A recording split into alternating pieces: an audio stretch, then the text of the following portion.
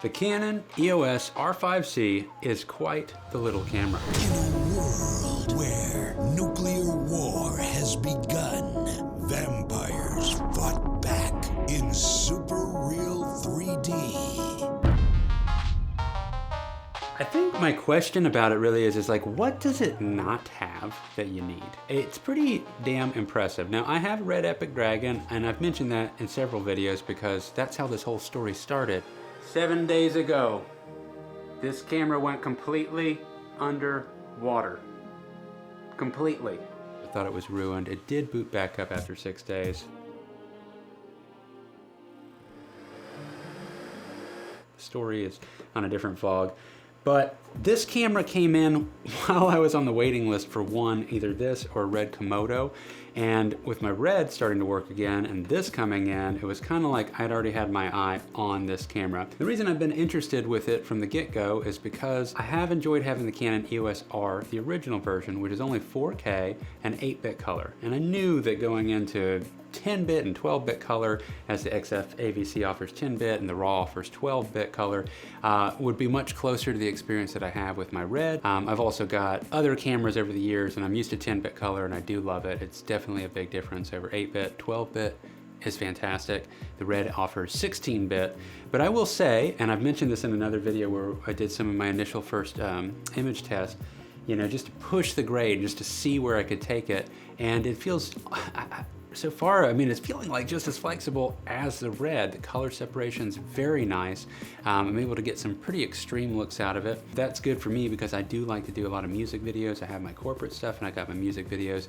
And really, when it comes to the raw capabilities of the camera, if you're not pushing the envelope on the picture, then I don't really think it is worth it to film in the raw settings. But that's what's beautiful about this little camera. If you just want 4K, it's got glorious 4K at a very editing friendly codec. The XF AVC behaves very well. It's got 10-bit color to it, and it's downsampled from an 8K sensor, so that makes a really big difference in the image quality. It just does. I was looking at the C70 as well. It is a nice camera. I had my eye on it for a long time thinking it would be a real good run and gun camera. The built-in NDs are nice, but this camera, it just does have a better image as far as I'm concerned. Everything that I've seen and now getting to test it, it's fantastic. If you need auto features, it has a lot of auto features in it. You can go that way if you need to, but then it also gives you access to full manual control.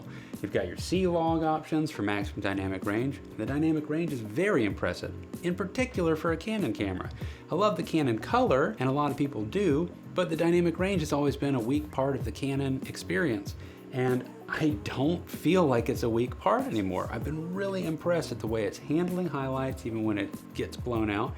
And the dynamic range as a whole, it's not as, you know, extreme as the Red, but it's really good. I mean, you can pull these things back and get some amazing stuff. I will be doing dynamic range tests next week, I'm hoping. But just a little bit that I've tried the camera out in low light, that was another thing that I felt like was something that would drop off for me versus Sony cameras. I have Sony cameras. Sony's king of low light. It just is, right? But the thing about it is that like the A7S III is like the king of kings. It actually doesn't do as good as this camera does up to about 12,800. This camera is still, in my opinion, the noise floor looked better. The pattern looked better. The 3200 ISO image is very clean. I did test that. I was totally blown away because I have been living in Red land for so long. And Red, I personally expose most of my stuff and let the camera live around 400 ISO. That's very low. That means I'm constantly adding lights. To go into my living room, film a little bit of my wife and son in a very dimly lit, tungsten lit room, and I keep very dim bulbs in my living room intentionally because I like the feel of lower lights like that. It's softer and it helps me wind down and fall asleep easier at night. So it's not well lit in there, and I was able to bring the image back. The noise wasn't there. I was just caught off guard. I didn't actually get this camera for a low light experience. I knew it'd be better than the Red, but it's very impressive. And as far as neutral density filters, that might be something for you. But the solution that I experienced on the EOS R that carries over to this, there's an adapter that you can get with a variable ND filter in it. And that way, every lens that you put in front of it, it's already got the ND filter there. And it's actually kind of better than moving in notches because it's a dial and you can get the exact amount that you need. I've experienced little to no color shift, if there has been, I've been able to get the exact color back where I want it. I really don't think that there's color shift, not like I have experienced in some front cap variable ND filters. The battery power, people complain about the battery power, but to be honest, the internal battery, the single battery, is not terrible. For somebody coming at this from a RED experience, RED cameras, I'm used to changing a battery every 35 to 40 minutes. The internal battery ends up lasting close to an hour depending on how you use it. And if you need to use it for the most intensive offerings of codec that this has, which is 8K RAW, obviously it would drain it a lot faster. But the thing is that an external battery source, that's practically any camera. I mean, look at this. This extension right here is the same thing that you would have on a Sony FX6. It's just that it'd be built on, right? But this isn't that bad. And this is actually pretty cool because this is on a hinge and I can tilt it back and forth. It doesn't get in the way. I can close my LCD. The cool thing is that if I don't want it, I can pull the whole thing off, still film at 8K 60p, just wouldn't have the auto features of the lens if I'm even using a lens that has image stabilization and autofocus. So this thing's kind of amazing. I really am having a blast with it. I'm not saying to go out and get it, but I am questioning, what is it that it doesn't have that you need at this price point? Now I will say flat out, and this is kind of the scenario for any camera, yes, the body is $4,500, but you will need to get other things for it. And by the time I was done I chose to get two 1 terabyte CF Express cards. I chose to get multiple battery options because I wanted to test things. I decided to get a little bit of additional rigging and blah, blah, blah. You get to the end of it and I spend around $7,200. But that's me deciding to go that far with it, plus adapters. And I got the speed booster because I wanted to try 6K at full frame. I made a video about that test. Any camera that you get, you're going to add things to it. It's going to add up. You're going to have to get batteries. You're going to have to get media cards. If you do want to have any rigging solutions to it, then so be it. I guess the last thing that I would say that I do acknowledge it doesn't have is, quality built-in audio, right? But I am normally, one, I can get that if I wanted to. They do sell an XLR extension that hooks into the hot shoe of the camera if I wanted to go that route. But the reality is that I'm mainly using my cameras for scratch audio in most of my filming situations. I like to do controlled shoots. I'm not a big run and gun live shooter. I do that less than anything else now. So really this is just scratch audio for the most part. Even right now I'm filming on a Red Epic Dragon and then I'm recording into my Zoom F6.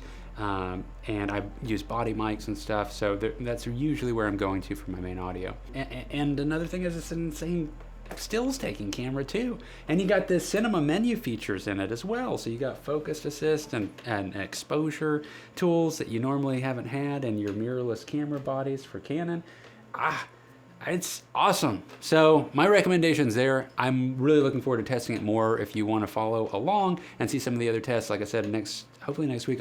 I might film it this week and hopefully get to the edit next week, but some ISO tests, some dynamic range tests. I am going to compare it against the Red Epic Dragon that's rated at 16.5 stops of dynamic range, 16-bit color. We're just going to flex those, see what we get in comparison.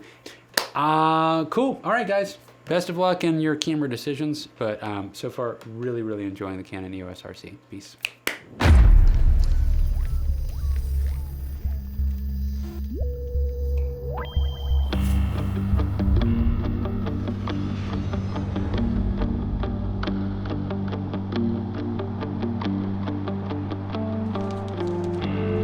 Hey, put those down. Those aren't yours. Get out of here! Oh! We're not fighting to bring back only humanity's creative forces, but the muses as well. One song will not suffice, gentlemen. We need 4, a full rock EP.